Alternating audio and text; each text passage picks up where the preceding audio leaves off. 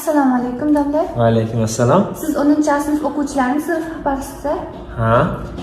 Keling siz bilan hozir o'sha sinfdagi o'g'il bola o'quvchilaringizni qanchalik darajada bilishingizni sinab ko'ramiz. Mayli, qani? Xo'p, men sizga savollar beraman, siz javob berasiz. Xo'p. Xo'p, sinfingizdagi eng a'lochi o'quvchi kim?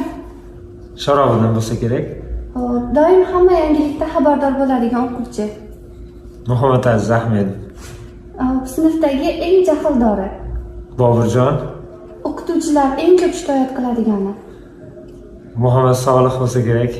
Sinfdagi eng negativchi o'quvchi. U ham Muhammad Solih. Sinfdagi hammaga aql o'rgatadigan o'quvchi. Ahror. Menimcha. Sinfdagi eng optimist, ya'ni doim hamma narsani yaxshi tomonda o'ylaydigan. Behruz bilan Oyatullo bo'lsa kerak. Doim kech qolib keladigan o'quvchi. Sanjar. Sinfdagi eng ko'p gapiradigan o'quvchi. Ahror bo'lsa kerak. Sinfdagi eng uyquchi o'quvchi. Shu Soyibjonov bilan Sanjar bo'lsa kerak. O'qituvchilarning erkatoyi. Bu ham Ahror. Eng ko'p javob so'raydigan. Muhammad Sodiq. Sinfdagi siz eng ishongan o'quvchi. Samandar albatta. Eng ko'p telefon o'ynaydigan o'quvchi. Behruz bilan Muhammad Sodiq.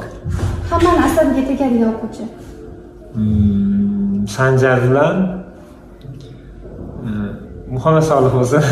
Doim dars paytida oyoq kiyimini tozalaydigan o'quvchi. Menimcha Behruz bo'lsa kerak.